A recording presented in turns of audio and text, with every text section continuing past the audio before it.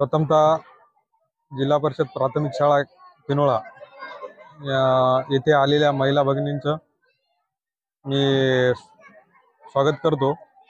आणि आज आमच्या शाळेमध्ये पालक मेळावा ठेवला होता। त्या पालक मेळाव्यामध्ये आम्ही हळदी कुंकवाचा कार्यक्रम आणि गट शिक्षण अधिकारी आणि केंद्र प्रमुख हे आलेले होते।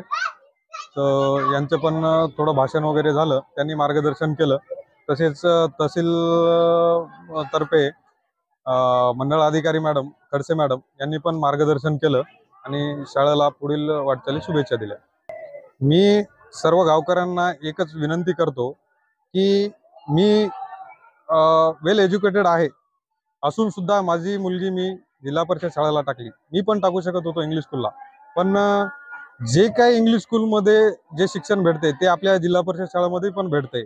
फक्त आपली थोडी मानसिकता बदलायला पाहिजे की त्यांना काय वाटतंय की बा माझा विद्यार्थी माझा मुलगा सूटबुटामध्ये इंग्लिश स्कूलला चाललाय आणि प्रोफेशनल दिसतोय, 2-4 इंग्लिशच्या गोष्टी बोलल्या की वाटते बा खूप भारी वाटते।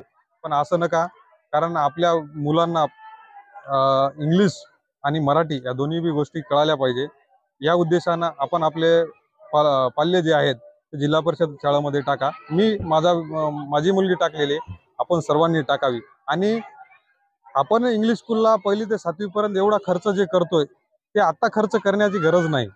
हा खरा खर्च आपल्याला 10वी नंतर करायचा आहे। त्या उद्देशानं आपण एक डोक्यामध्ये विचार ठेवा आणि सर्व विद्यार्थी जिल्हा परिषद शाळेत टाका। महिलांसाठी आता आम्ही जे उपक्रम राबवलेत, हळदी कुंकाचा कार्यक्रम आहे, संगीत खुर्ची आहे आणि बरेच काही वेगवेगळे प्रोग्राम आम्ही राबवलेले आहेत। एक मिनिट। सक्षम माता सक्षम पिढी निपुण भारत मिशन तर्फे हा प्रोग्राम आपण घेतलेला आहे।